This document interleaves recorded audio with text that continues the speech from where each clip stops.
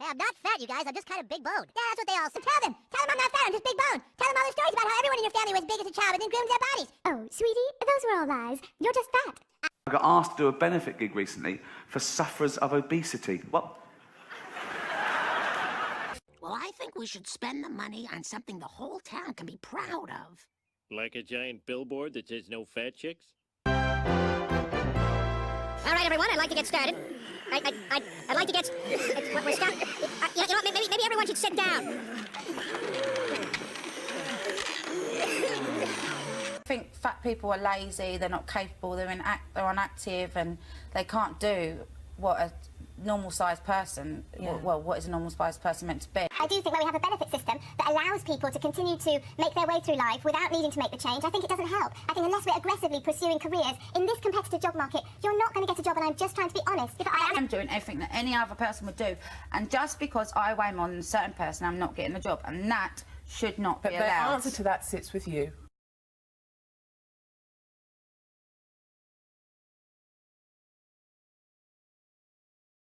Let's get out of here. Fat people disgust me.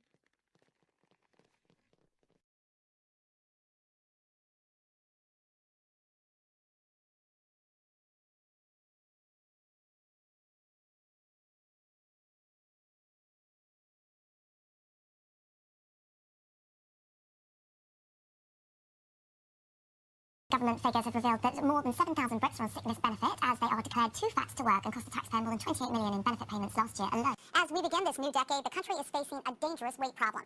Obesity costs the nation's healthcare system as much as $147 billion every year. Obesity costs the NHS £5.1 billion a year. The toll of obesity is driving up healthcare costs and crippling the fabric of many communities around the country. Britain is too fat and is getting fatter, and doing nothing is not an option. We're going to end up as a nation of cardiac cripples. We're the fattest nation in Europe.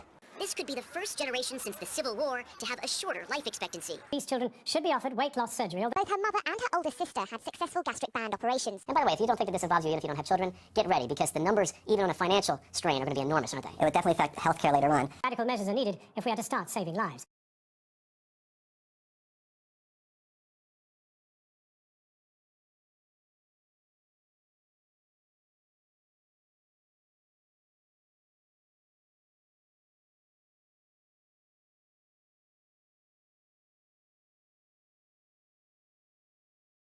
But we also know that this isn't a problem that can be solved from on high.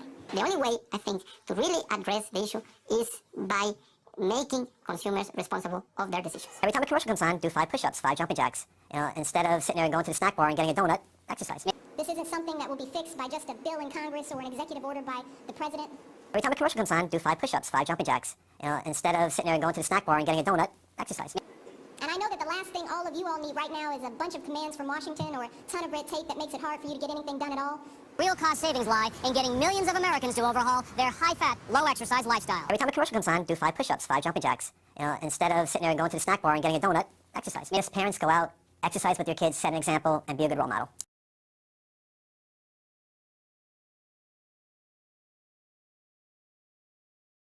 It's free Coca-Cola for everyone. Se está utilizando para hidratarse. Los niños, en lugar de tener agua potable en las escuelas, tienen refresco. Los niños, en lugar de tener una fórmula láctea en el biberón, tienen una Coca-Cola. Bueno, la situación para entender lo que pasa en Chiapas y la presencia de Coca-Cola, hay que entender el vínculo de Coca-Cola con el poder. Hay que recordar que tuvimos hace poco un presidente que fue director de Coca-Cola. Coca-Cola hace lo que le permite al Estado hacer.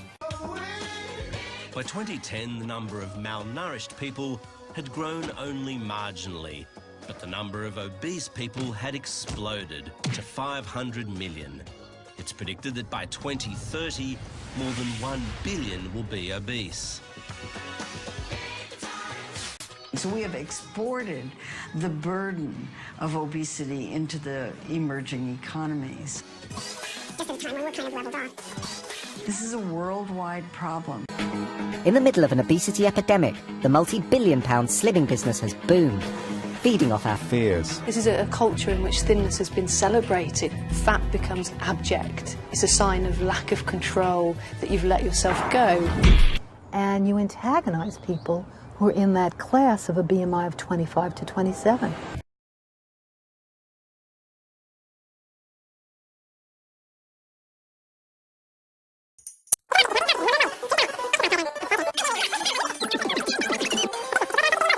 One of the main beneficiaries was the food industry. Sales of food marketed as healthier are rocketing. This Pret no-bread sandwich with rocket and lentils has more calories in it than this Big Mac. This granola yogurt from Eat has more calories in it than this Krispy Kreme donut. How did we get here? The issue here isn't that food companies are evil and plotting to make everybody fat. Food companies are in business. They're not social service agencies. Their job is to get people to eat more, not less. The way I like to explain it is, eating less is very bad for business. So what food companies have done is they've made food available in places where it never was before. They've made it available in larger portions, and they have created a social environment in which it's become socially acceptable to eat in places where it never used to be. If you want to think about what the food industry in general is paranoid about, it's regulation.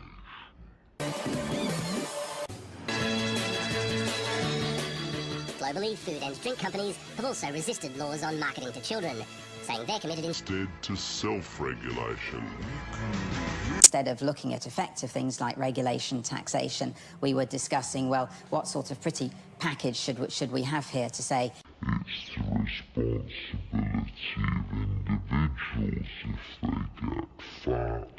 And in particular, the government has no duty of care. The conflict of interest is outrageous. It's putting the food industry at the policy table is like putting Dracula in charge of the blood bank. It's insane. It's insane. I would encourage people who would like to be more physically active to be more physically active. I would encourage people to live what seems like a healthy lifestyle for them, understanding that that is going to vary from person to person. But what people should not do is internalize the self-hatred that they are constantly bombarded with by not just the diet industry and not just the entertainment industry, but now by our public health officials. That's the real epidemic.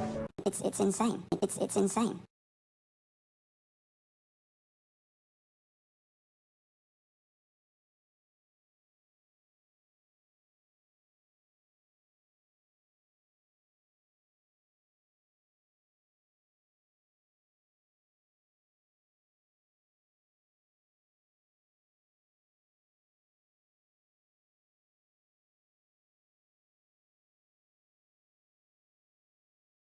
So it isn't about the end of the nation state or the end of the government. It's about this very dangerous merger between big government and big business.